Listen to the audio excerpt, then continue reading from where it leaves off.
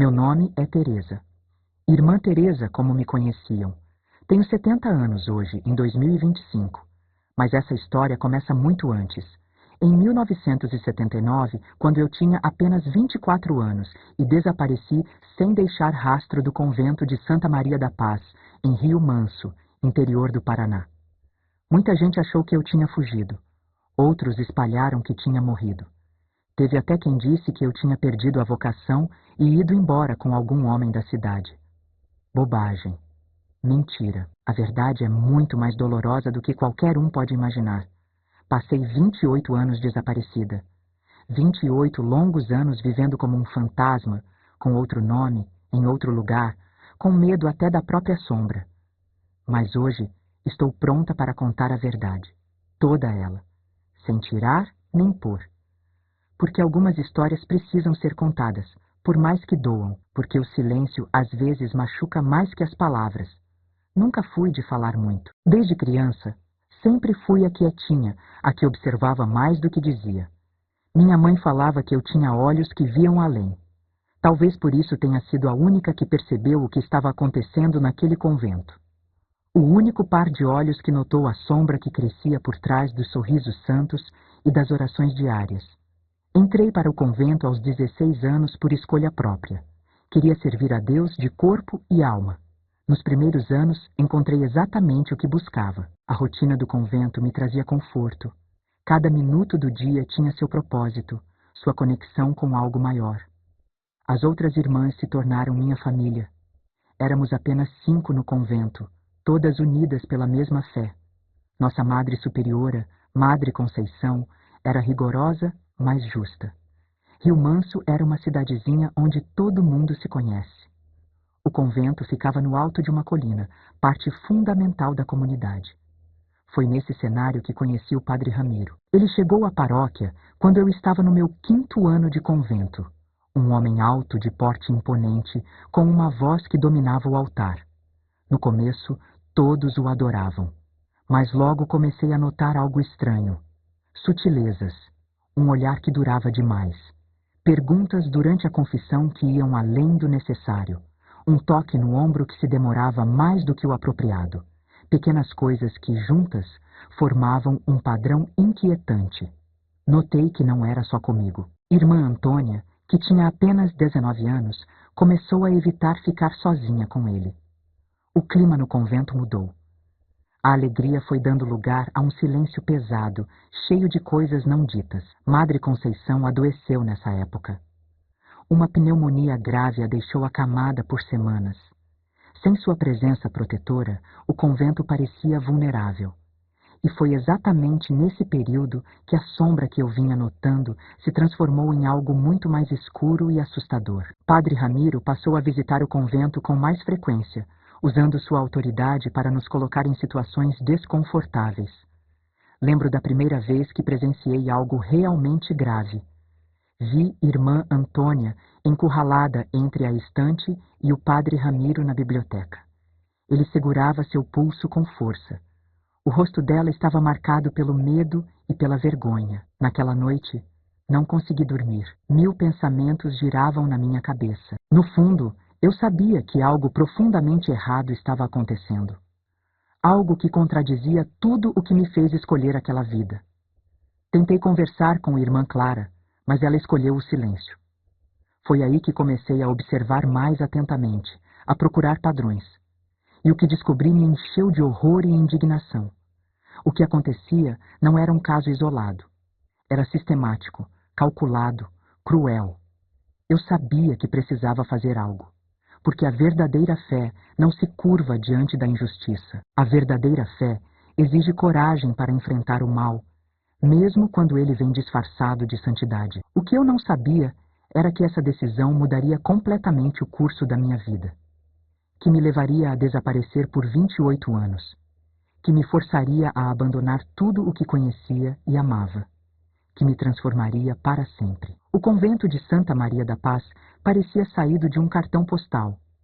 Pedras cinzentas, janelas estreitas, um jardim bem cuidado e uma capela pequena, mas bonita. De manhã cedo, com a névoa cobrindo a cidade, parecia que estávamos mais perto do céu.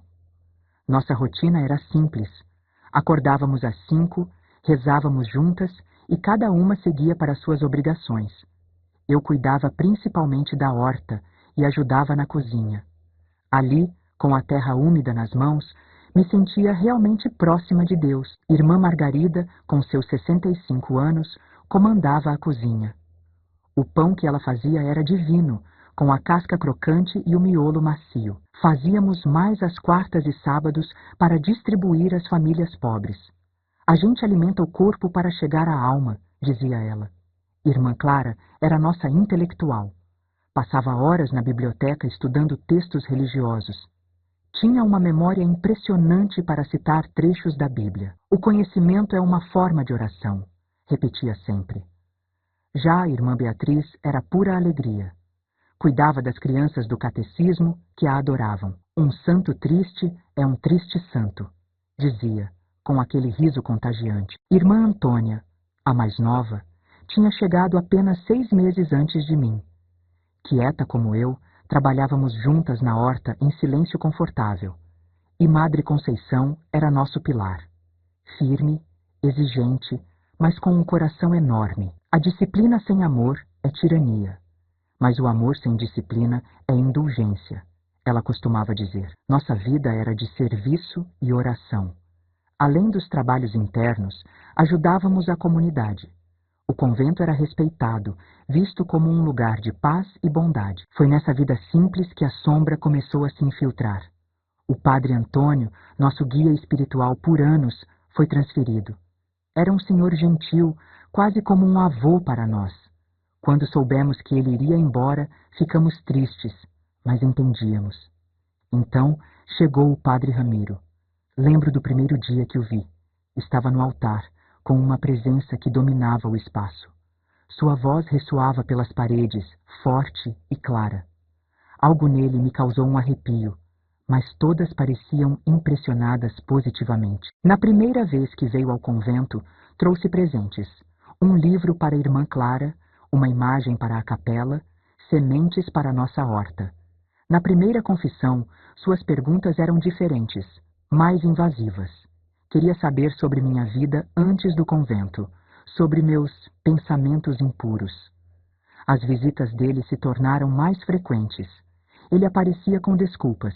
Precisava consultar um livro, tinha uma dúvida sobre ervas medicinais, queria verificar se precisávamos de algo. E cada vez que vinha, uma nuvem escura entrava com ele.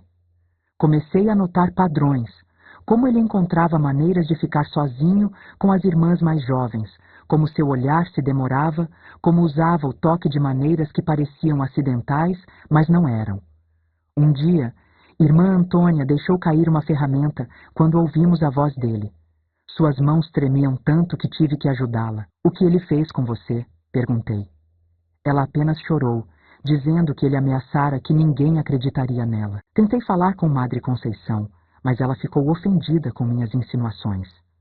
Vá rezar e peça perdão por esses pensamentos impuros contra um sacerdote. A situação piorou. Ele ficou mais ousado, como se soubesse que não seria denunciado. Vi o sofrimento nos olhos das minhas irmãs, especialmente Antônia, que definhava dia após dia. Tudo piorou quando Madre Conceição adoeceu gravemente. O padre anunciou que viria todos os dias para cuidar do nosso bem-estar espiritual. Foi quando o véu de santidade caiu completamente. Uma noite, encontrei Antônia encolhida no corredor, o hábito desalinhado, uma marca vermelha na bochecha.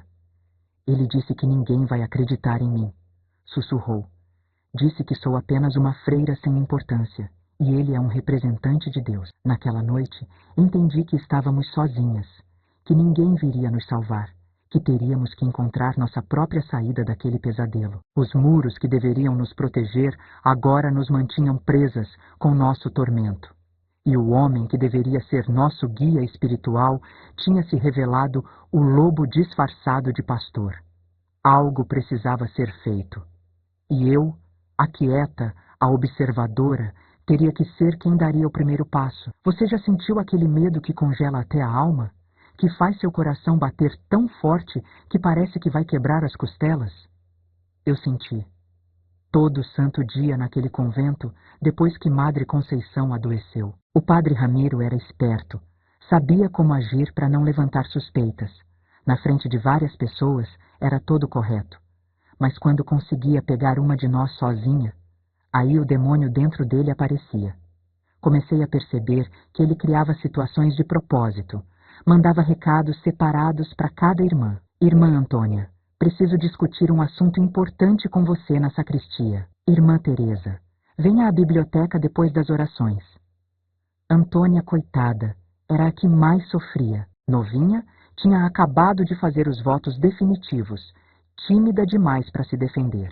Vi várias vezes como ele a encostava contra a parede, como falava perto demais do rosto dela, como suas mãos acidentalmente tocavam partes do corpo que nenhum homem deveria tocar. Uma noite, encontrei Antônia encolhida na despensa, tremendo, ajeitando o hábito. Ele disse que é meu guia espiritual. Sussurrou, que tenho que obedecer, que se eu contar para alguém, vou pro inferno. Meu sangue ferveu. Pela primeira vez, senti ódio de verdade. Abracei Antônia e prometi protegê-la. Mas como? Quem acreditaria na palavra de duas freirinhas contra um padre respeitado? Tentei conversar com a irmã Clara. Nós temos que fazer alguma coisa, falei. Clara suspirou. O que você sugere? Quem vai acreditar em nós? A palavra de um sacerdote vale mais que a nossa. Mas e a Madre Conceição? Ela precisa saber. A madre está muito doente, e mesmo que pudéssemos, você acha que ela iria contra um padre? Contra a igreja? As coisas pioraram quando irmã Beatriz também se tornou alvo. Sempre tão alegre, começou a ficar quieta, a perder o apetite. Seus olhos agora estavam sempre vermelhos de tanto chorar. Uma tarde, ela finalmente desabou. Entre soluços, contou que o padre Ramiro a chamou para orientação espiritual especial e começou a fazer perguntas sobre sua pureza. Quando tentei sair, disse, ele segurou meu braço com tanta força que ficou roxo. Algo em mim se quebrou. Ver Beatriz, tão forte, reduzida àquele estado, era como se ele estivesse matando o espírito dela. Comecei a ficar mais atenta, a criar estratégias para proteger as irmãs. Tentava garantir que ninguém ficasse sozinha com ele. Inventava tarefas que precisavam ser feitas em pares. Mas ele percebeu o que eu estava fazendo e começou a me isolar. Espalhou entre as irmãs mais velhas que eu estava tendo problemas de obediência. Irmã Margarida começou a me olhar com desconfiança. O padre Ramiro disse que você tem estado rebelde, Teresa. É verdade? Queria gritar a verdade, mas sabia que seria inútil. Ela jamais acreditaria em mim contra ele. Foi quando percebi que palavras não iam adiantar, que precisava de provas. Comecei a observar e anotar tudo. Datas, horários, o que ele dizia, o que fazia. Uma noite, ele foi longe demais.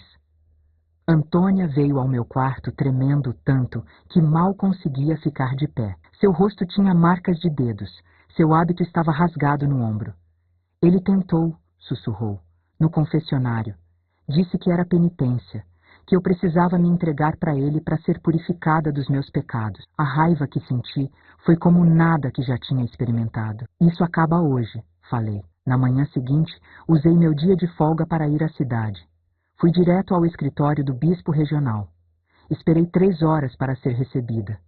Quando finalmente entrei, senti minha coragem vacilar. Mas pensei em Antônia, em Beatriz, e encontrei força. Contei tudo. Mostrei minhas anotações, os bilhetes, descrevi os incidentes. Falei sobre como o padre Ramiro usava sua autoridade para nos intimidar. O bispo ouviu em silêncio. Quando terminei, ele suspirou. Irmã Teresa, essas são acusações muito graves. O padre Ramiro é um sacerdote exemplar. Tem certeza? Meu coração afundou. Mesmo ali, com todas as evidências, ainda havia dúvida. Tenho absoluta certeza, respondi firmemente. Temo pelo bem-estar das minhas irmãs enquanto ele continuar tendo acesso ao convento. Vou investigar o assunto, mas peço que mantenha discrição absoluta. Um escândalo desse tipo poderia prejudicar gravemente a imagem da igreja. Saí com um misto de esperança e apreensão. Tinha feito o que podia dentro do sistema. 2 noites depois, o padre Ramiro apareceu no convento fora do horário. Seu rosto contorcido de raiva. Ficou trancado com irmã Clara por quase 1 hora. Quando saíram, Clara parecia devastada. O padre tinha um sorriso de triunfo. Ao passar por mim, sussurrou: Deus castiga quem mente sobre seus servos. O bispo me contou tudo. Gelei. O bispo tinha revelado tudo, inclusive quem tinha feito a denúncia. Clara veio ao meu quarto. O que você fez, Teresa? Foi ao bispo pelas nossas costas? Tentei explicar, mas ela balançou a cabeça decepcionada. O padre Ramiro disse que você tem problemas psicológicos, que está inventando histórias. O bispo acreditou nele. E agora ele exige que você seja transferida ou expulsa. A realidade me atingiu. Não apenas tinham acreditado nele contra mim, mas agora eu seria punida por tentar proteger minhas irmãs. Não é justo, sussurrei. Ele está machucando vocês. Clara sentou na minha cama, derrotada. A vida nem sempre é justa, Teresa, especialmente para mulheres como nós. Na manhã seguinte fui chamada ao escritório. O padre Ramiro estava lá com uma carta do bispo, ordenando minha transferência imediata para um convento no interior de Mato Grosso, por desobediência e calúnia contra um servo de Deus. Ele leu, saboreando cada palavra. Foi então que percebi. Não havia justiça para nós dentro daquele sistema. E naquele momento, tomei a decisão que mudaria minha vida para sempre. Não iria para Mato Grosso. Ia encontrar outra saída, mesmo que significasse desaparecer. Vamos embora, disse às minhas irmãs, todas nós, juntas. E assim começamos a planejar nossa fuga, nossa libertação, nosso grito silencioso contra um sistema que nos falhou. Fugir. Essa palavra começou a martelar na minha cabeça dia e noite. Nunca pensei que um dia estaria planejando fugir de um convento, do lugar que escolhi como meu lar. Mas ali estávamos nós. 5 freiras assustadas, cochichando no porão entre caixas de batatas e conserva. Irmã Clara, sempre sensata, estava hesitante. Se fugirmos, vamos parecer culpadas. Vão dizer que tínhamos algo a esconder. E temos, respondeu Beatriz com amargura. Temos que esconder nossa vergonha, nossa humilhação, o fato de que a igreja nos abandonou. Irmã Antônia apenas chorava baixinho, abraçada aos próprios joelhos. Irmã Margarida, a mais velha, ficou em silêncio por muito tempo. 60 anos, ela disse finalmente. 60 anos eu servi a Deus dentro destes muros. Pensei que morreria aqui, em paz, mas agora vejo que Deus às vezes pede sacrifícios que não entendemos. Se for preciso sair para proteger minhas irmãs, então que seja feita a vontade dele. Suas palavras selaram nossa decisão. Iríamos fugir, juntas. Mas como? Éramos 5 mulheres sem dinheiro, sem contatos, sem ideia de para onde ir. O muro do convento era alto, com cacos de vidro no topo. O portão era pesado e rangente. E mesmo que conseguíssemos sair, para onde iríamos? Precisávamos de ajuda externa, alguém de confiança. Rezei como nunca antes, não orações decoradas, mas do fundo da alma. Senhor, se estamos fazendo sua vontade, envie-nos um sinal. E ele enviou, da forma mais inesperada. Seu Manuel era o fornecedor que trazia verduras para o convento. Um homem simples, de poucas palavras, mãos calejadas. Vivia sozinho numa pequena chácara nos arredores da cidade. Naquele dia, enquanto eu ajudava a descarregar as caixas, ele me olhou diferente. A senhora não parece bem, irmã Teresa, comentou baixinho. Fiquei surpresa. Manuel raramente falava além do necessário. Estou bem, respondi com um sorriso falso. Só um pouco cansada. Ele continuou me olhando. Perdoe a intromissão. Mas minha falecida Lourdes dizia que eu tinha um dom para perceber quando as pessoas estão em apuros. Se a senhora ou as outras irmãs precisarem de ajuda, podem contar comigo. Meu coração disparou. Seria este o sinal que pedi? Ou uma armadilha? O que faz o senhor pensar que precisamos de ajuda? Perguntei cautelosamente. Ele suspirou. Minha filha mais velha entrou para um convento no norte. Ela também teve problemas, com um padre. Seus olhos ficaram sombrios. Quando finalmente conseguiu me contar, já era tarde demais. Senti uma conexão imediata com aquele homem que carregava sua própria dor. O senhor está certo, confessei. Nós precisamos de ajuda, muita ajuda. Nos dias seguintes, Manuel se tornou nosso aliado. Trocávamos informações discretamente, com bilhetes escondidos entre as verduras. Um plano começou a tomar forma. Manuel tinha um primo no sul de Santa Catarina, dono de uma pequena pousada. O primo concordou em nos abrigar temporariamente. Manuel usaria suas economias para nos ajudar com a viagem e os primeiros tempos. Não posso ficar parado vendo acontecer com vocês o que aconteceu com minha Rosinha, ele disse, os olhos marejados. O plano era simples, mas arriscado. Fugiríamos numa noite de chuva forte. Manuel estaria esperando com sua caminhonete num trecho deserto da estrada. Teríamos que escalar o muro nos fundos, onde as árvores ofereciam cobertura. Mas antes, precisávamos juntar o essencial. Clara conseguiu nossas certidões de nascimento e documentos pessoais dos arquivos. Beatriz juntou medicamentos. Antônia e eu ficamos com as roupas. Não poderíamos levar nossos hábitos. Seriam fáceis de identificar. Manuel conseguiu roupas civis com sua vizinha. O mais difícil foi decidir o que deixar para trás. O terço que ganhei da minha mãe. O livro de orações de Clara. A pequena imagem de Nossa Senhora de Beatriz. O álbum de fotos da família de Margarida. Precisamos viajar leve, lembrou Clara. Só o essencial. Enquanto o dia marcado se aproximava, o medo crescia. E se fôssemos pegas? E se o padre Ramiro descobrisse? Podemos desistir, disse uma noite. Posso ir sozinha para Mato Grosso como o bispo ordenou. Nem pense nisso, interrompeu Beatriz. Se uma vai, todas vamos. Naquela mesma noite, ouvimos um barulho no porão. Alguém estava descendo as escadas. Congelamos de medo. Mas era Irmã Dolores, uma freira mais velha que sempre apoiara o padre Ramiro. Sei o que estão planejando, ela disse sem rodeios. Meu coração parou. Estávamos perdidas. Mas então, para nossa surpresa, Dolores tirou dinheiro do bolso.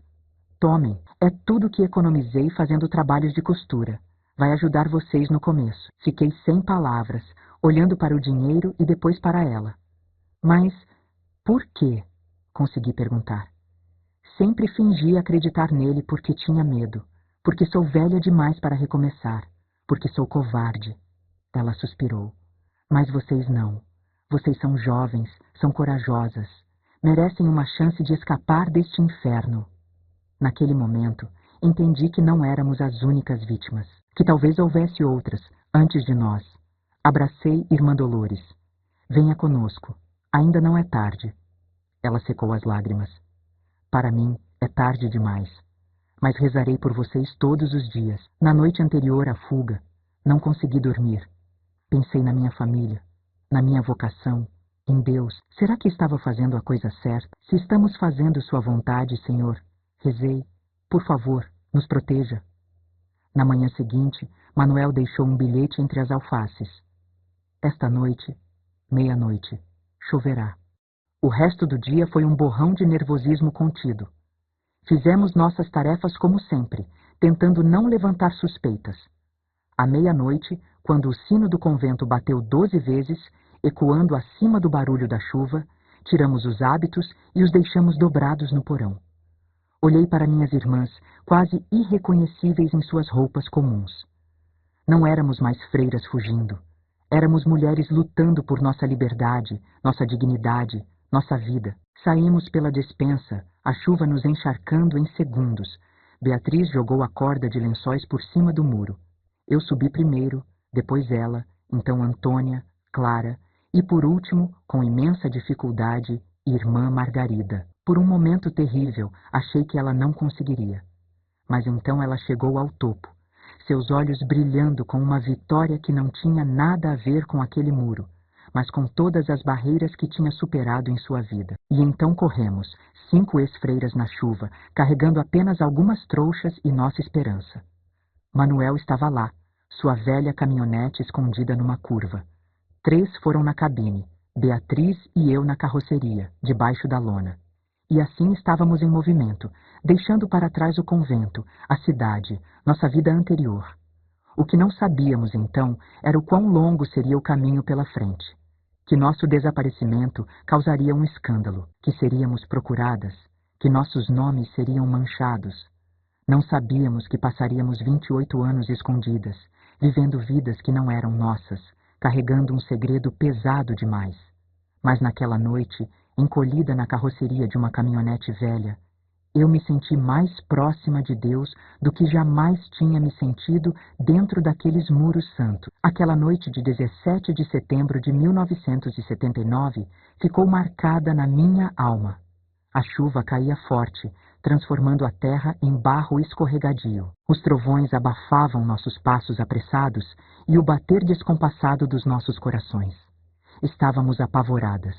Em poucas horas, tínhamos deixado de ser freiras dedicadas para nos tornarmos fugitivas. Tínhamos abandonado nossa identidade, nosso propósito, nossa vida inteira. A caminhonete sacolejava na estrada de terra. Eu e Beatriz nos chocávamos uma contra a outra debaixo da lona molhada. Não falávamos, apenas um soluço ocasional quebrava o silêncio. Depois do que pareceu uma eternidade, a caminhonete reduziu a velocidade. Senti meu coração disparar. Estaríamos sendo parados? Alguém nos denunciou? Mas então ouvi a voz de seu Manuel. Chegamos, irmãs. Podem sair. Levantei a lona e vi que estávamos num galpão. Paredes de madeira, ferramentas penduradas, sacos de ração empilhados. O cheiro de feno e animais preenchia o ar. Onde estamos? Perguntei, ajudando Beatriz a descer. É um velho celeiro na propriedade do meu cunhado, explicou seu Manuel. Fica a uns 30 quilômetros de Rio Manso. Ninguém vem aqui há anos. Vocês podem ficar por alguns dias. O lugar era rústico, mas limpo. Num canto, havia colchões empilhados com cobertores. Uma mesa improvisada tinha algumas latas de comida, garrafas de água e uma lamparina. Seu Manuel, comecei, emocionada demais para continuar. Ele apenas balançou a cabeça. Descansem agora. Amanhã volto com mais comida e notícias. Depois que ele saiu, nos olhamos, 5 mulheres encharcadas, tremendo de frio e medo, num celeiro desconhecido. Irmã Margarida foi a primeira a quebrar o silêncio. Vamos dar graças a Deus, por termos escapado, por termos encontrado um amigo em seu Manuel, por estarmos juntas. Nos reunimos em círculo, de mãos dadas, como tantas vezes no convento. Mas desta vez não havia capela ornamentada, nem altar. Apenas nós, nossas orações sinceras e um Deus que parecia ter ouvido nossos apelos. Depois de rezarmos, começamos a organizar o espaço. Clara distribuiu os colchões e cobertores. Beatriz verificou se todas estavam bem, especialmente Margarida, que parecia exausta. Antônia e eu arrumamos a comida e acendemos a lamparina. Enquanto comíamos um pouco de pão e queijo, o silêncio voltou a cair sobre nós.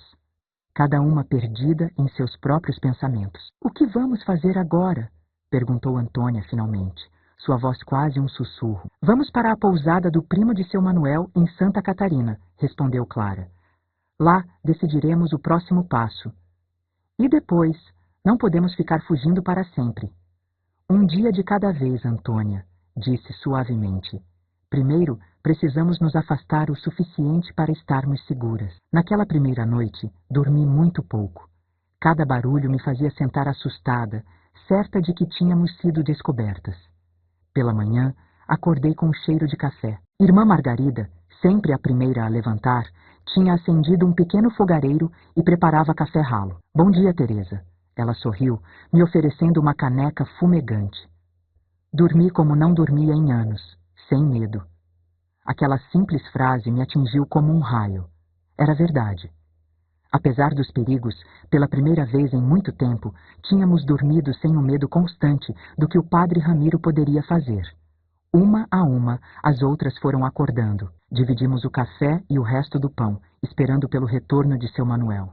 Ele voltou por volta do meio-dia, trazendo mais comida, roupas secas e notícias. O convento está em polvorosa, contou. Descobriram a fuga logo cedo. O padre Ramiro está furioso, dizendo que vocês fugiram por problemas de conduta e rebeldia espiritual. Já estão procurando? Perguntou Clara. Sim. A polícia foi informada. Estão verificando as estradas, as rodoviárias, mas ninguém vai pensar em procurar vocês aqui. Foi então que ele nos contou mais sobre o plano. Seu primo Joaquim viria nos buscar no dia seguinte com um caminhão maior. Nos levaria até sua pousada em Santa Catarina, onde poderíamos ficar por algumas semanas. Vocês precisam de novos nomes, disse seu Manuel. Novas histórias. Não podem dizer que eram freiras. Clara pegou um pedaço de papel e começou a anotar. Precisamos combinar uma história. Quem somos, de onde viemos, por que estamos juntas. Nas horas seguintes, criamos nossas novas identidades. Decidimos que seríamos irmãs e primas, uma família que perdeu tudo numa enchente e estava recomeçando. Eu deixei de ser Irmã Teresa e me tornei Luísa Mendes, 24 anos, professora primária. Antônia virou Cecília, minha irmã mais nova. Clara e Beatriz se tornaram nossas primas, Lúcia e Rosa. E irmã Margarida, nossa tia Amélia, que tinha nos criado após a morte dos nossos pais. Era estranho ensaiar essas novas identidades, repetir os novos nomes, a nova história, até que se tornassem quase reais. Seu Manuel trouxe também roupas civis. Para mim, que não usava nada além do hábito há quase 10 anos, vestir aquelas roupas foi surreal. Me olhei num pequeno espelho quebrado e quase não me reconheci. O hábito não era apenas uma vestimenta, era parte da minha identidade. Você parece mais jovem, comentou Beatriz. Quase bonita. Engoli o nó na garganta. Nunca tinha me importado com a aparência. No convento, a vaidade era desencorajada, mas agora, olhando para aquela mulher no espelho, percebi que estava entrando num mundo com regras diferentes. Na segunda noite, a ansiedade sobre o futuro tomou conta. Não éramos mais apenas fugitivas. Estávamos prestes a nos tornar pessoas completamente diferentes. Acordei antes do amanhecer, sobressaltada por um pesadelo onde o padre Ramiro nos encontrava. Saí do celeiro e me sentei na soleira da porta. O céu começava a clarear, uma linha fina de luz no horizonte prometendo um novo dia. Foi então que o peso total do que tínhamos feito caiu sobre mim. Tínhamos abandonado uma vida inteira de devoção. Tínhamos quebrado votos sagrados. As lágrimas começaram a escorrer. Não eram lágrimas de arrependimento, mas de luto por tudo que perdemos. Teresa, ouvi a voz de Antônia atrás de mim. Está tudo bem? Está sim, respondi, forçando um sorriso. Só pensando no futuro. Ela sentou-se ao meu lado. Tenho medo, confessou. Eu também, admiti. Mas temos uma a outra, e temos Deus. Ele ainda nos ouve, mesmo depois do que fizemos? Deus não está nas paredes de um convento, Antônia, nem nos hábitos que vestíamos. Deus está aqui, apontei para seu coração. E aqui, apontei para o meu. E ele entende o que passamos. Logo ouvimos um motor se aproximando. Nos levantamos alarmadas, mas reconhecemos a caminhonete de seu Manuel e, ao lado, um caminhão maior. Esse é meu primo Joaquim, apresentou seu Manuel. Ele vai levar vocês para Santa Catarina hoje mesmo. O caminhão é de entrega de móveis, explicou Joaquim. Vocês vão na parte de trás, escondidas. Ninguém vai parar um caminhão de entrega. Estamos prontas? Perguntei, sabendo que não era apenas uma questão de bagagem física, mas de preparação emocional. Cada uma assentiu a seu modo. Clara, decidida. Beatriz, determinada. Antônia, assustada mas corajosa. Margarida, serena na sua fé. Entramos no caminhão, nos acomodando entre caixas e móveis. Seu Manuel nos abraçou antes de fecharmos as portas. Que Deus as proteja, ele disse, lágrimas nos olhos. Vocês são as mulheres mais corajosas que já conheci. As portas se fecharam, mergulhando-nos na penumbra. O motor roncou e começamos a nos mover. Ali, segurando a mão de Antônia e de Clara, senti uma estranha mistura de terror e alívio. Terror pelo desconhecido. Alívio por estarmos finalmente livres. Ficamos na pousada de seu Joaquim por quase 3 meses. Era um lugar tranquilo, afastado, perfeito para quem queria passar despercebido. As poucas pessoas que apareciam por lá eram turistas que ficavam 1 ou 2 dias e iam embora. Dona Helena, esposa de Joaquim, nos tratava com respeito silencioso. Nunca perguntou detalhes. Certa tarde, enquanto eu a ajudava a me estender lençóis, ela segurou minha mão e disse: "Sei que estão fugindo de algo ruim. Não preciso saber o quê. Só quero que saibam que estão seguras aqui." Aquelas palavras me trouxeram lágrimas aos olhos. Era como se alguém realmente entendesse nosso sofrimento sem precisarmos explicar. Mas sabíamos que não podíamos ficar ali para sempre. A pousada era pequena e não podíamos continuar vivendo da caridade alheia. Além disso, nosso desaparecimento foi notícia. Não manchete de jornal grande, mas notícia nos jornais locais do Paraná, nas rádios da região. "Freiras desaparecidas em Rio Manso, suspeita de sequestro", dizia uma. "Padre de Rio Manso revela: freiras fugitivas tinham comportamento inadequado", anunciava outra. Lia essas notícias escondida, meu coração apertado.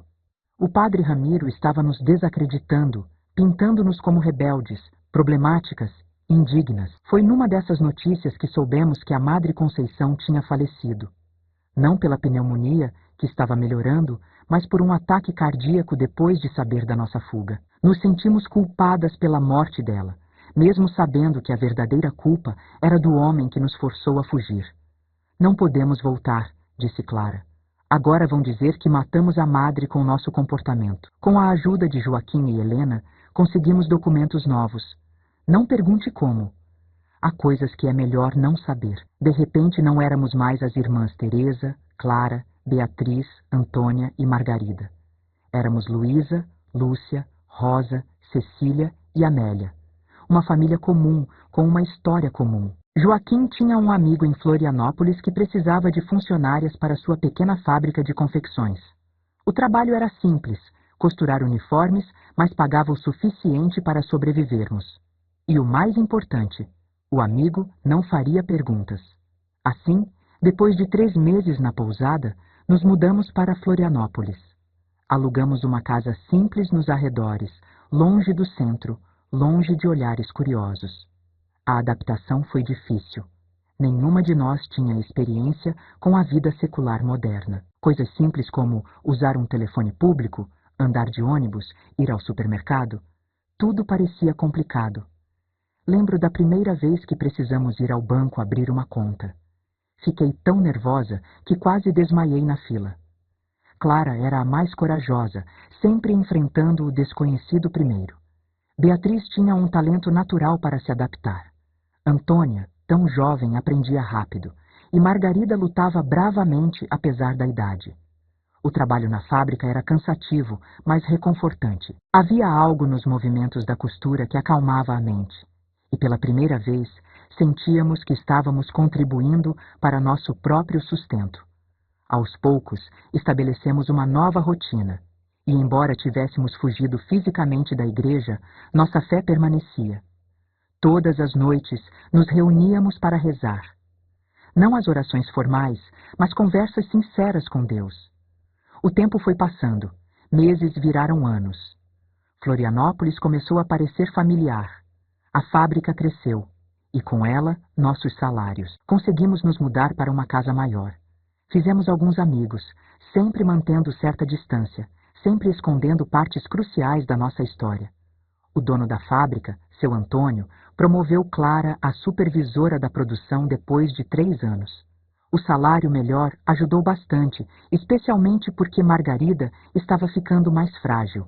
Foi por volta dessa época, 1983, que tivemos nossa primeira grande perda. Irmã Margarida, Amélia, teve um derrame enquanto trabalhava na cozinha. Quando a encontramos, já era tarde demais. Seu funeral foi uma das experiências mais dolorosas da minha vida. Não podíamos enterrá-la como irmã Margarida, com as honras que merecia. Tivemos que enterrá-la como Amélia Mendes, uma idosa comum. Depois da morte dela, decidimos nos mudar novamente. Seu Antônio estava abrindo uma filial em Porto Alegre e ofereceu a Clara a gerência. Aceitamos imediatamente. Porto Alegre era uma cidade grande, agitada, mais fácil de se perder na multidão, mas também mais exposta a notícias, possibilidades de sermos reconhecidas. Nossa vida lá foi tranquila por quase 10 anos. Eu tinha até começado a acreditar que talvez pudéssemos deixar o passado para trás. Mas então, Em 1994, vi o rosto do padre Ramiro no jornal. Padre de Rio Manso celebra 30 anos de serviço à comunidade, dizia o título. E lá estava ele, um pouco mais velho, mas com o mesmo sorriso falso. A matéria o elogiava como um pilar da comunidade. Falava de sua dedicação incansável. Corri para o banheiro e vomitei.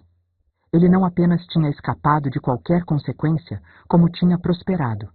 Era celebrado enquanto nós vivíamos escondidas. A descoberta nos abalou profundamente. Pela primeira vez, começamos a questionar se tínhamos feito a escolha certa ao fugir. Se nosso silêncio não tinha permitido que ele continuasse abusando de outras mulheres. Foi a partir daquele momento que Clara começou a ficar mais introspectiva. Quando perguntei o que estava acontecendo, ela apenas disse: "Estou pensando no futuro, Teresa. No que vamos fazer quando formos velhas demais para trabalhar." Em 1997, Clara adoeceu. No começo, achamos que era apenas um resfriado, mas ela piorou rapidamente. O médico diagnosticou pneumonia e ela foi internada. Na terceira semana, ela me contou a verdade. "Não é só pneumonia, Teresa. É câncer. Estágio avançado." Fiquei devastada. Clara era nossa força, nossa rocha. "Teresa, prometi para Margarida em seu leito de morte, e agora prometo para você. Um dia, a verdade sobre o que aconteceu em Rio Manso precisa vir à tona. Não podemos deixar que aquele monstro continue vivendo como um santo." "Mas como? Quem acreditaria em nós agora, depois de tanto tempo?" "Não agora," ela sussurrou. "Ainda não é a hora. Mas um dia, Teresa. Um dia, quando for seguro. Prometa." "Prometo," disse, sem ter ideia de como cumpriria tal promessa. Clara faleceu 2 semanas depois. Enterramos Clara, Lúcia, em um pequeno cemitério nos arredores de Porto Alegre. Novamente um funeral simples, discreto, sem as honras que merecia. Os anos seguintes foram de adaptação, de luto, de reconstrução. Antônia, Cecília, se casou com seu namorado da fábrica. Eles se mudaram para uma casa própria não muito longe da nossa. Beatriz e eu continuamos morando juntas, 2 irmãs solteiras, dedicadas ao trabalho. Às vezes visitávamos igrejas em cidades distantes, apenas para sentir aquela paz familiar. Em uma dessas visitas, Beatriz confessou: "Às vezes me pergunto se Deus nos perdoou por quebrar nossos votos. Você acha que precisamos de perdão? Por fugir de um abusador? Não por isso. Mas por abandonar nossa vocação. Por nunca termos tentado voltar em outro convento, longe daquele monstro." Entendi que Beatriz ainda sentia falta da vida religiosa, da estrutura, do propósito, da comunidade. 2 meses depois, ela foi diagnosticada com um problema cardíaco. Em 2003, ela também nos deixou, partindo silenciosamente durante o sono. E então só restamos eu e Antônia, Luísa e Cecília. Cecília tinha 2 filhos, uma casa própria, uma vida como Cecília Rodrigues, não como a ex-freira Antônia. Por alguns anos, continuei morando sozinha e trabalhando na fábrica. Mas em 2005, quando a filial foi vendida, decidi que era hora de mudar. Mudei-me para uma cidadezinha no interior de Santa Catarina. Comprei uma pequena casa e abri uma loja de costura. Cecília e sua família vinham me visitar algumas vezes por ano. À medida que envelhecia, a promessa feita a Clara pesava mais em minha consciência. A verdade sobre Rio Manso não podia morrer comigo. Mas como cumprir essa promessa sem colocar em risco a vida de Cecília? Como expor a verdade depois de tanto tempo, sem provas além da minha palavra? A resposta começou a tomar forma lentamente, conforme eu coletava notícias, seguia pistas, reunia coragem. E em 2007 senti que finalmente estava pronta para dar o passo que mudaria tudo novamente. O passo que nos traria de volta do silêncio, que daria voz à nossa história por tanto tempo calada. O medo tem muitas faces. Tem dias que ele vem como um aperto no peito que não deixa você respirar. Outros dias é um frio na barriga que não passa. E tem aqueles em que ele é só uma sombra no canto do olho, algo que você mal percebe, mas que nunca vai embora completamente. Durante esses 28 anos escondida, conheci todas as faces do medo. Mesmo nos momentos mais tranquilos, ele estava lá, lembrando que tudo poderia desmoronar. Cada padre na rua fazia meu coração disparar. Será que conhecia o padre Ramiro? Cada menção a Rio Manso me congelava. Será que tinham nos descoberto? Nunca podíamos ser completamente honestas. Sempre alertas, lembrando qual versão da nossa história contamos para quem. Era como viver num palco o tempo todo, representando sem nunca relaxar. Pior que o medo de ser descoberta era o medo do que o padre Ramiro faria se nos encontrasse. Ele não era homem de deixar para lá. Era vingativo, cruel, e tinha o poder da igreja ao seu lado. Antônia, Cecília agora, era quem mais sofria. Era a mais jovem, a mais abusada, a que carregava as cicatrizes mais profundas. Por muitos anos, tinha pesadelos quase todas as noites. Acordava gritando, suando frio, tremendo. Ele me achou, dizia entre soluços. Ele está aqui. Ele veio me buscar. Nessas noites, eu a abraçava até que se acalmasse, cantando baixinho as mesmas canções do convento. Era a única coisa que a acalmava. Os pesadelos foram diminuindo, especialmente depois que ela se casou, teve filhos, mas nunca desapareceram completamente. O trauma estava gravado profundo demais. Clara lidava melhor com o medo. Sempre prática, sempre focada no presente. De que adianta nos preocuparmos com o que pode acontecer, dizia. Vamos viver um dia de cada vez, mas mesmo ela tinha seus momentos de fraqueza. Uma noite, a encontrei chorando sozinha na varanda. Estou tão cansada, Teresa, confessou. Tão cansada de fingir, de mentir, de nunca poder ser quem realmente sou. Entendi perfeitamente. Tinha dias em que eu mal me reconhecia. Quem era essa Luísa Mendes no espelho? O que tinha acontecido com a irmã Teresa? Mas o medo não era a única coisa que nos acompanhava. Havia também a culpa. Culpa por termos fugido em vez de lutar. Culpa por termos deixado outras mulheres vulneráveis. Culpa por termos quebrado nossos votos. E havia a raiva. Uma raiva que queimava por dentro. Raiva do padre Ramiro por ter destruído nossas vidas. Raiva da igreja, que deveria ter nos protegido. Raiva de um mundo que permite que homens como ele prosperem enquanto suas vítimas vivem nas sombras. Ao longo dos anos, tentei acompanhar o que acontecia em Rio Manso, sem levantar suspeitas. O que descobri me deixava cada vez mais indignada. O padre Ramiro não apenas continuou como pároco, como foi promovido, recebeu honrarias, expandiu sua influência. Em 1985, foi nomeado Monsenhor. Em 1992, inaugurou uma nova ala da Igreja Matriz.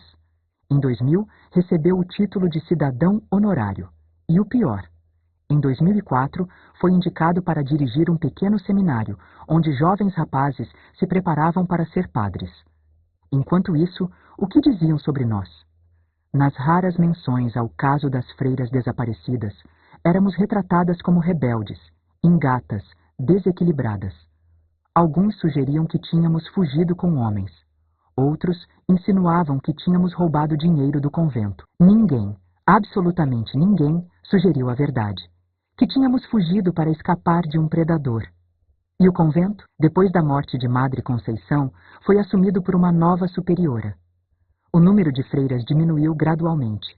Em 2002, foi oficialmente fechado, e o prédio foi doado para a prefeitura, transformado num centro cultural. Saber disso partiu meu coração.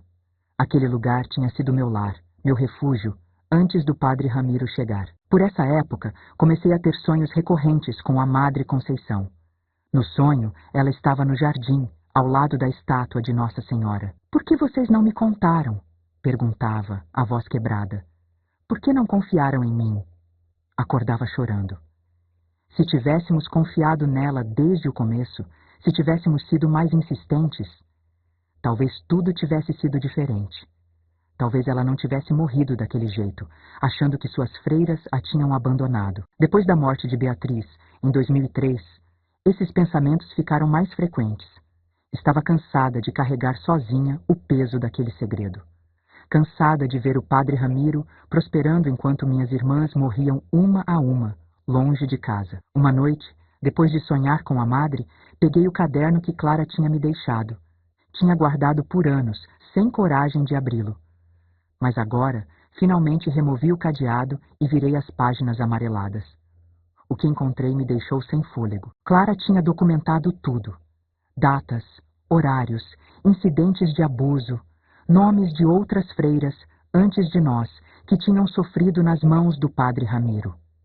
Trechos de conversas revelando que autoridades da igreja sabiam, mas escolheram olhar para o outro lado.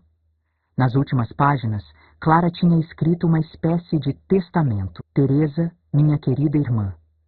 Se você está lendo isso, não estou mais aí. Documentei tudo não por vingança, mas por justiça, não apenas para nós, mas para todas as mulheres que vieram antes e para as que podem ter vindo depois. O silêncio protege os opressores, nunca os oprimidos. Sei que você está assustada. Sei que acha que ninguém acreditará em nós depois de tanto tempo. Mas a verdade tem um poder próprio. Não estou pedindo que se exponha ao perigo. Espere um momento seguro. Espere até que ele esteja velho demais para machucar alguém. Espere até que haja outras vozes se levantando, como sei que um dia haverá. E quando esse momento chegar, use estas páginas. Use nossa história. Use sua voz, que sempre foi mais forte do que imagina. Não deixe que morramos em vão, Teresa. Não deixe que nossa fuga tenha sido por nada. Com todo o meu amor, Clara. Fechei o caderno com as mãos tremendo. Clara sempre soube que este dia chegaria. Sempre soube que eu seria a última, a que teria que revelar nossa história.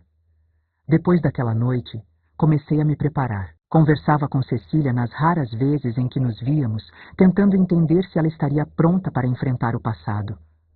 Não quero que meus filhos saibam, ela disse firmemente. Não quero que carreguem essa história. Não quero que me olhem diferente. Respeitei sua decisão. Ela tinha sofrido mais que todas.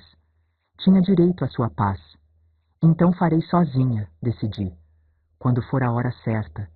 E continuei esperando, observando. Em 2006, li que o padre, agora Monsenhor, Ramiro, tinha sofrido um derrame. Não foi grave, mas pela primeira vez percebi que ele não era invencível. E então, em janeiro de 2007, vi uma notícia que fez meu coração parar. Um novo padre tinha sido designado para auxiliar o Monsenhor Ramiro em Rio Manso, dado seu estado de saúde fragilizado. O nome era João Bosco. Pesquisei freneticamente sobre ele. Era jovem, na casa dos 30 anos. Tinha sido ordenado recentemente, depois de uma carreira como professor universitário. Era conhecido por seu trabalho com jovens em situação de risco e por suas posições progressistas. Mais importante, em uma entrevista, quando perguntado sobre o que o tinha levado ao sacerdócio, mencionou que sua irmã tinha sido freira e que seu exemplo de fé tinha sido uma inspiração, mesmo após sua morte prematura. Sua irmã, uma freira, falecida jovem. Não havia nomes, não havia detalhes.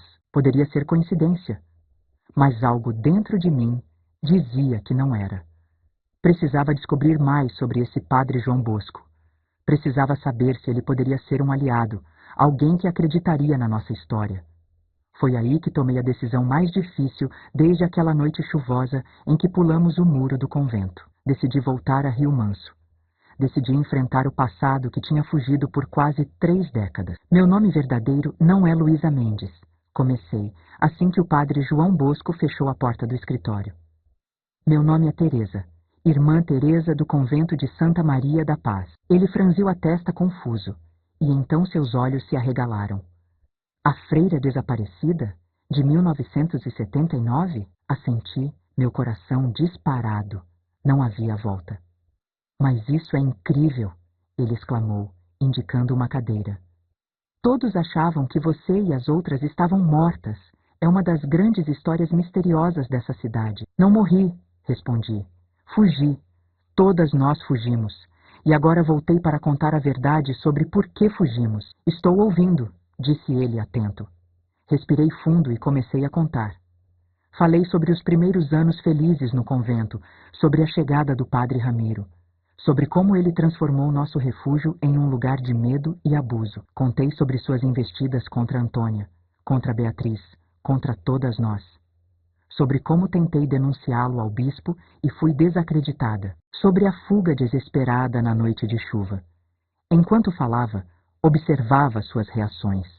No começo, ele parecia cético, mas à medida que os detalhes se acumulavam, que as datas coincidiam com fatos que ele conhecia, seu rosto foi mudando. Vi choque, depois raiva, depois tristeza. Tenho provas, disse, tirando da bolsa o caderno de Clara. Minha irmã Clara, documentou tudo, datas, horários, incidentes específicos, nomes de outras vítimas antes de nós, conversas que sugerem que autoridades da igreja sabiam. Ele pegou o caderno com mãos trêmulas, folheando as páginas amareladas. Seu rosto empalideceu. Meu Deus, murmurou. Meu Deus, ficamos em silêncio, o peso da revelação entre nós. Finalmente ele fechou o caderno e me olhou, seus olhos brilhando com lágrimas contidas. Padre, perguntei hesitante, preocupada que talvez tivesse cometido um erro. E se ele fosse leal ao Monsenhor Ramiro? Não consigo expressar quanto sinto por tudo que você e suas irmãs passaram, ele disse, sua voz rouca. E quanto me envergonha saber que a igreja, que deveria ter protegido vocês, falhou tão profundamente. Uma onda de alívio me inundou. Ele acreditava em mim.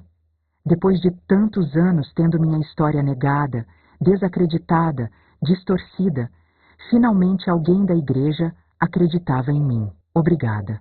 Consegui dizer, minha própria voz embargada. Mas por que agora? Ele perguntou, inclinando-se. Por que voltar depois de tanto tempo? Contei-lhe sobre a morte de minhas irmãs ao longo dos anos, sobre a promessa que tinha feito a Clara, sobre como tinha acompanhado a carreira ascendente do padre Ramiro. E quando vi seu nome no jornal, concluí, senti que talvez fosse um sinal, que talvez você fosse diferente, que pudesse me ajudar a finalmente contar nossa história. Como posso ajudar?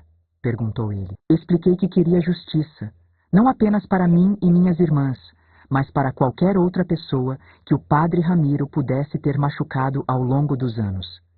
Que queria que a verdade fosse conhecida, que nossos nomes fossem limpos. Mas tenho medo, confessei. Ele ainda tem poder aqui. Ainda tem pessoas que o defendem. E eu estou sozinha agora. Não, disse o padre João Bosco com firmeza. Não está mais sozinha. Vou ajudá-la a contar sua história. Vou ficar ao seu lado. Nos dias seguintes, trabalhamos juntos em sigilo absoluto. O padre João Bosco estava determinado a fazer tudo da maneira correta, a garantir que desta vez a igreja não pudesse encobrir o caso.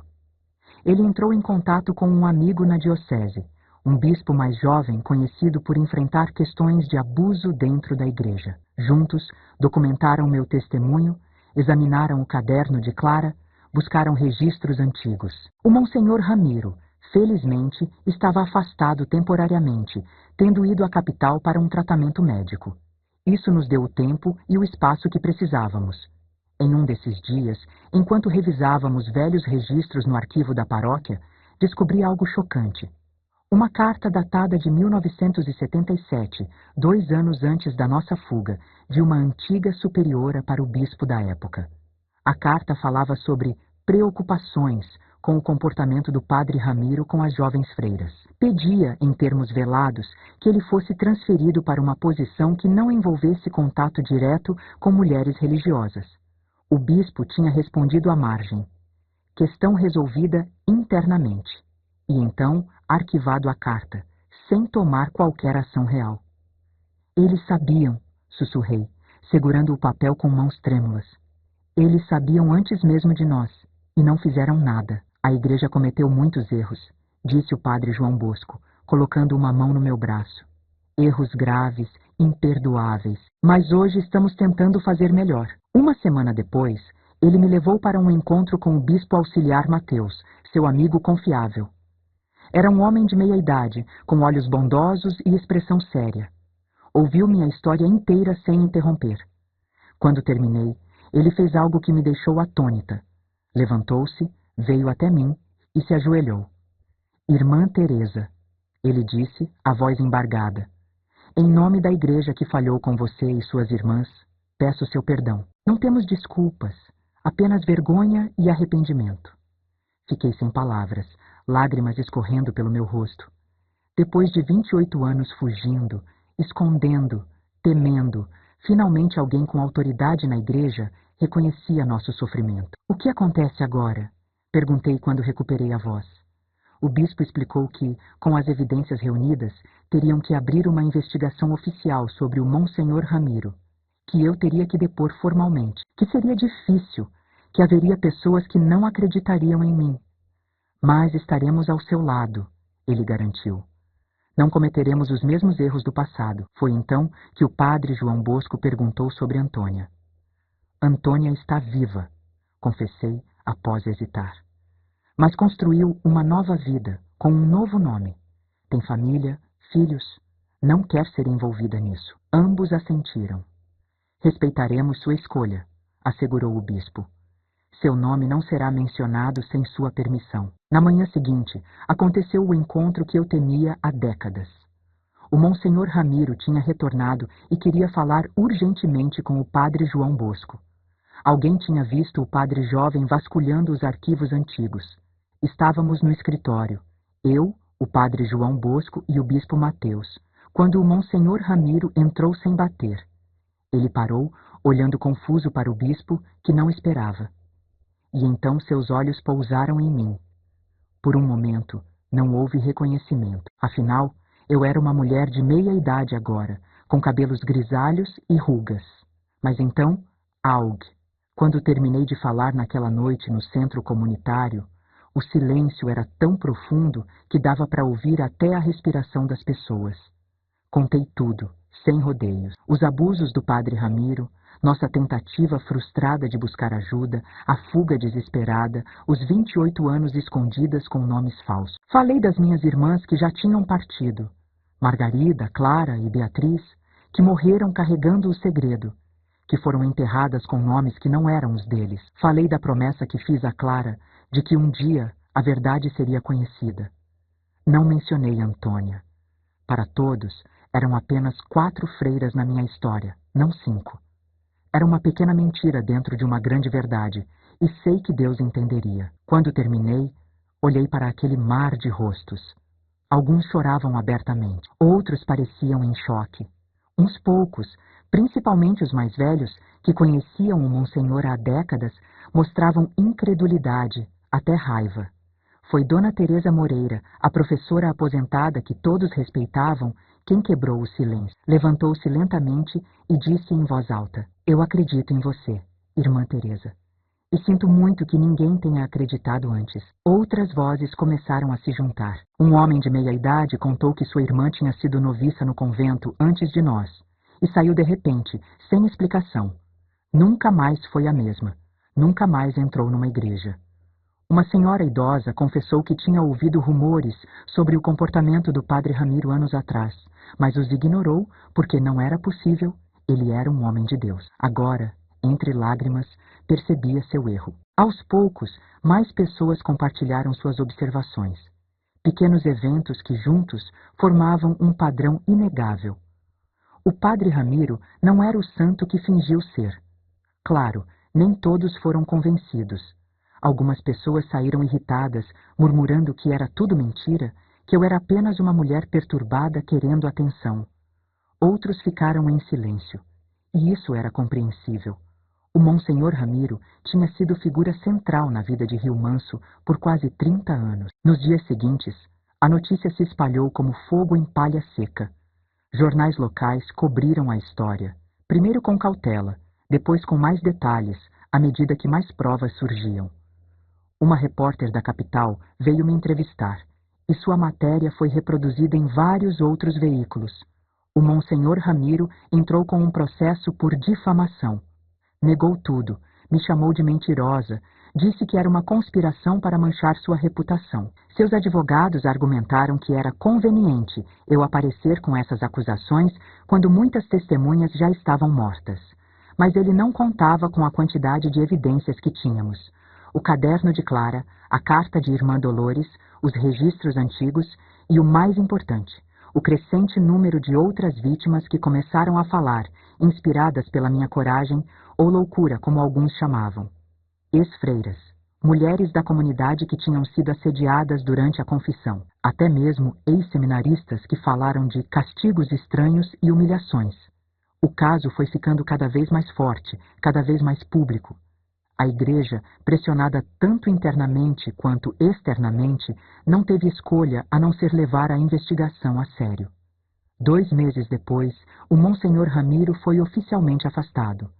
Um processo canônico foi aberto para investigar suas ações ao longo de décadas. Talvez o momento mais poderoso foi quando recebi a visita de Irmã Sofia, uma das poucas freiras que ainda estavam no convento quando fugimos. Vim pedir seu perdão.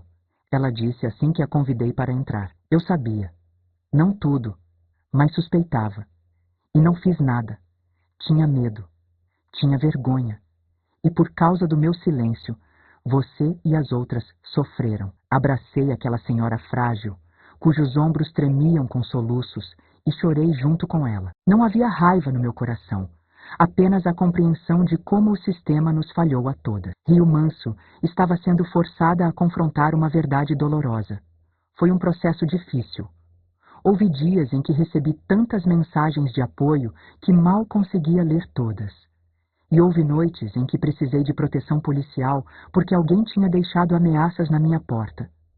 Mas aos poucos, mesmo os mais céticos perceberam que as evidências eram fortes demais. A verdade, como Clara tinha escrito, tinha um poder próprio. O processo canônico demorou quase 1 ano. A decisão foi mais forte do que muitos esperavam. Ele foi oficialmente laicizado, removido do estado clerical. Para muitas vítimas, incluindo eu, a punição parecia insuficiente. Ele não enfrentaria prisão. Os crimes eram muito antigos, prescritos pela lei. Ele manteria sua pensão, sua casa, sua liberdade, mas havia justiça no fato dele ter perdido o que mais valorizava: seu status, seu poder, sua influência. O homem que tinha usado o manto sagrado para abusar e controlar, agora estava despido desse manto. Algumas semanas depois, ele deixou o Rio Manso silenciosamente, no meio da noite. Ninguém sabia para onde tinha ido. Ele agora estava vivendo o mesmo tipo de exílio que tinha nos forçado a viver por 28 anos. Hoje, aos 70 anos, olho para trás e vejo um caminho que nunca imaginei percorrer. Da menina de 16 anos que entrou no convento, cheia de fé, a jovem de 24 que fugiu numa noite de tempestade, a mulher que viveu décadas escondida, até quem sou agora, alguém que finalmente encontrou paz com seu passado. O Centro Santa Maria da Paz se tornou minha vida nos últimos 15 anos. De um pequeno projeto inicial, cresceu para se tornar uma referência no sul do Brasil. Temos psicólogos, advogados, assistentes sociais. Ajudamos centenas de mulheres a encontrar sua voz, sua força, sua capacidade de recomeçar depois do abuso. Cecília, minha querida Antônia, se mudou para Rio Manso há 5 anos, depois que seu marido faleceu.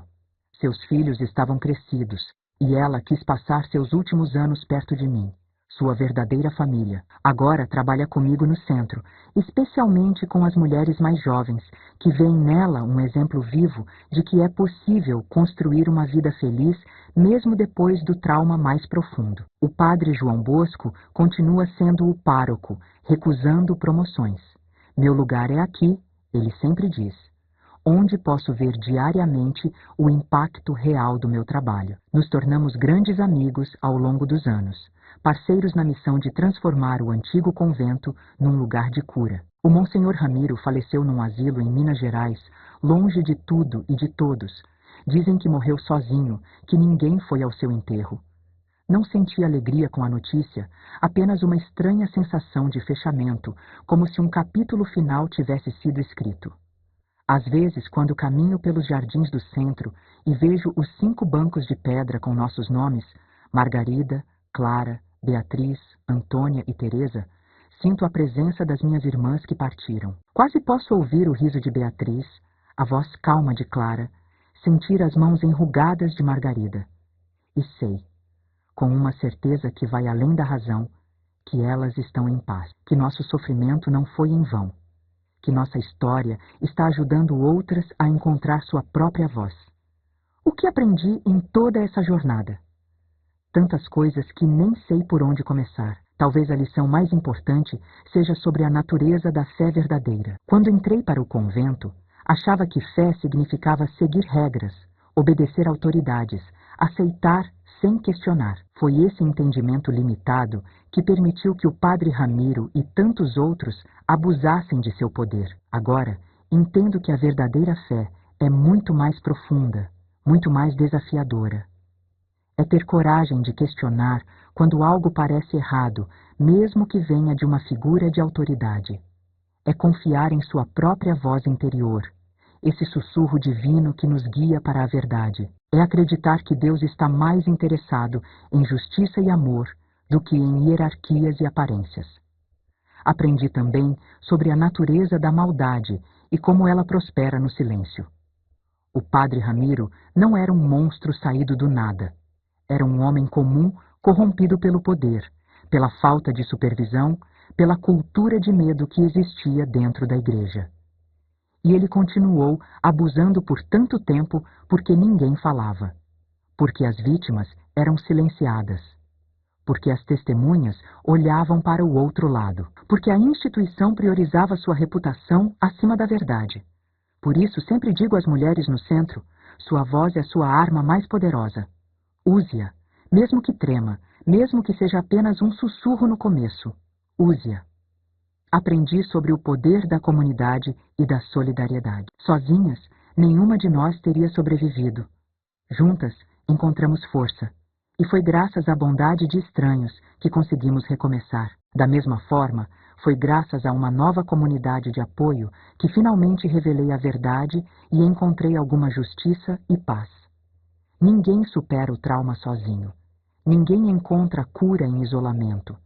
Precisamos uns dos outros, desesperadamente.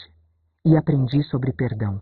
Não o tipo imposto de fora, que só serve para silenciar a vítima, mas o perdão que vem naturalmente, com o tempo, à medida que percebemos que o ressentimento só nos mantém presos ao passado. Perdoei a mim mesma por não ter sido capaz de impedir o padre Ramiro, por ter fugido, por ter passado tantos anos em silêncio. Perdoei a instituição que falhou conosco, não para absolvê-la, mas para me liberar da raiva. E mais importante, perdoei Deus. Por um longo tempo, estava zangada com ele. Como podia permitir tal mal em sua casa? Como podia parecer tão ausente quando mais precisávamos?